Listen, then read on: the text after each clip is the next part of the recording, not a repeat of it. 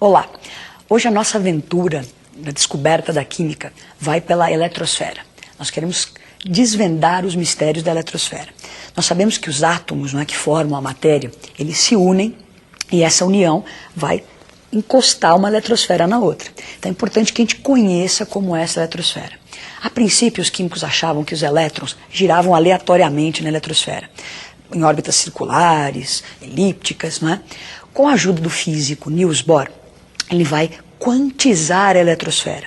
Então, nos seus estudos, ele percebe que cada elétron tem uma energia própria, diferente. Então, cada elétron gira numa órbita específica, dependendo dessa energia. Então, nós vamos pegar a eletrosfera e dividir em camadas, níveis de energia. Hoje em dia, nós conhecemos por volta de 116 elementos químicos. E esses 116 elementos possuem até 7 camadas. Então, vamos dar uma olhada nessas camadas. A camada K foi atribuída a ela o valor 1. A camada L é a número 2, a M é a 3, a N é a 4, a O é a 5, a P é 6, a Q é 7. Então, nós sabemos que quem mora nessa eletrosfera são os elétrons. Será que eu posso colocar quantos elétrons eu quiser nessas camadas? Não. Existe um número máximo de elétrons por camada. Então, os nossos amigos físicos contribuem com isso e nos dão esses números. Vamos ver qual é o número máximo de elétrons por camada. A camada K comporta no máximo 2 elétrons, a L 8, a M 18, a N 32, a O 50, a P 72 e a Q 98. Esses valores são valores teóricos, não é? Nós não usamos esses números no dia a dia.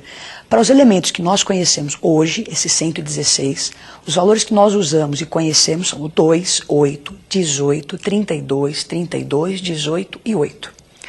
Esses valores você deve guardar, memorizar. Então nós já temos 7 camadas, conheço o número de elétrons por camada. Agora, uma camada ainda é uma região muito grande. Se você se lembra, a eletrosfera ela é 10.000 vezes maior que o tamanho do núcleo. Então, é uma região muito grande no átomo. Então, nós dividimos essa região imensa em 7 níveis de energia. Esses níveis são regiões ainda grandes. Então, dentro desses níveis, dessas camadas, existem os subníveis, subcamadas. Hoje em dia, nós conhecemos 4 subníveis. O S, P, D e F. O subnível S ele comporta no máximo 2 elétrons, o P 6, o D 10 e o F 14. Então nós já temos camadas, elétrons por camadas, os subníveis, elétron por subníveis. Nós vamos associar esses valores e construir uma tabelinha para a gente mapear a nossa eletrosfera.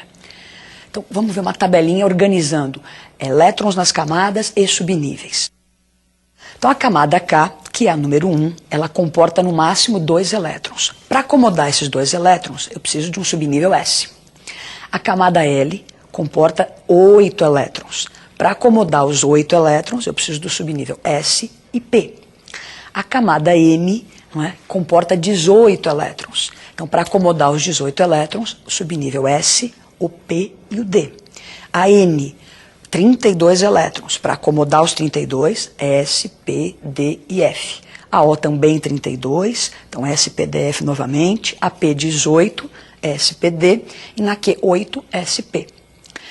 Então nós temos nossa eletrosfera mapeada, não é? 6 camadas, subníveis. Agora, quem mora aí dentro? Não são os elétrons?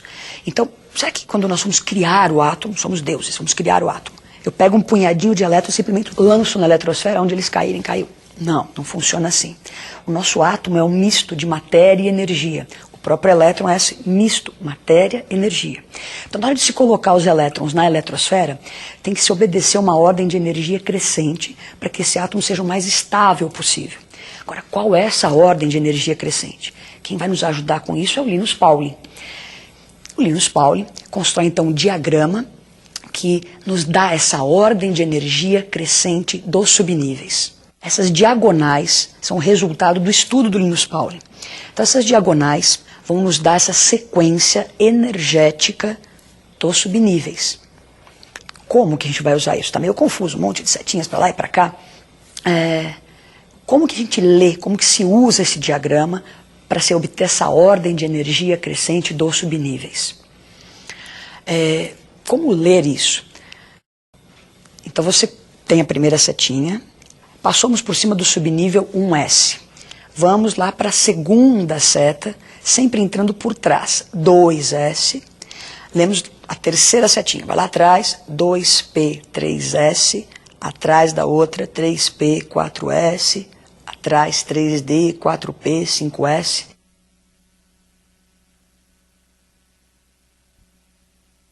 Então, essa sequência que nós estamos falando aqui é a sequência energética, a ordem de energia crescente subnível por subnível.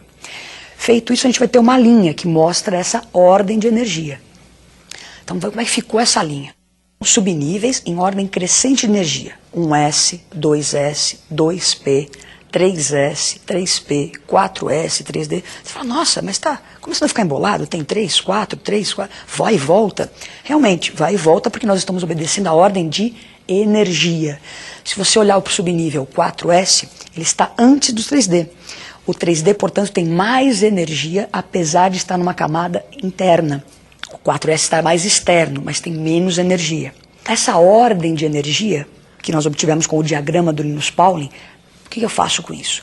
Eu consigo fazer a configuração, a distribuição eletrônica. Pegar um punhadinho lá de elétrons que tem um elemento e distribuí-los na eletrosfera.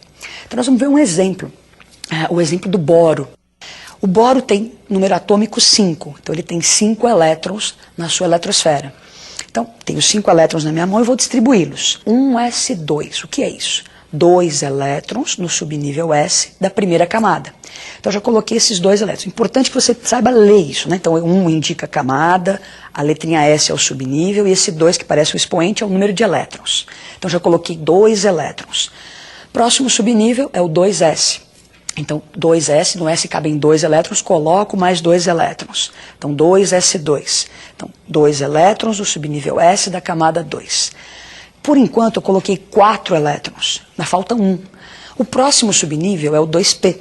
Só que o subnível P cabem 6 elétrons. Só que 6 é o valor máximo. Eu não tenho 6 elétrons para colocar aí.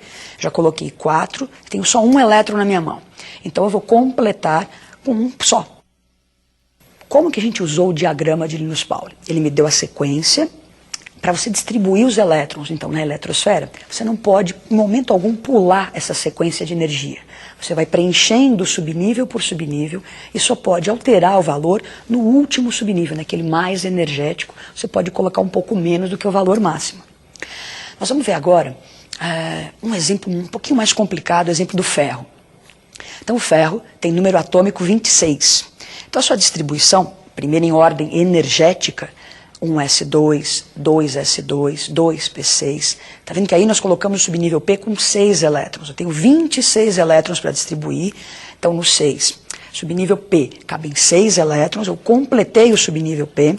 Até aí, 2p6, eu já coloquei 10 elétrons. Então, continuo na ordem de energia. 3s2, 3p6... 4s2, prestem atenção, olha, ordem de energia. Então veio 4 antes do 3D. Então 4s2, nesse momento a gente já colocou 20 elétrons. O próximo subnível é o 3D.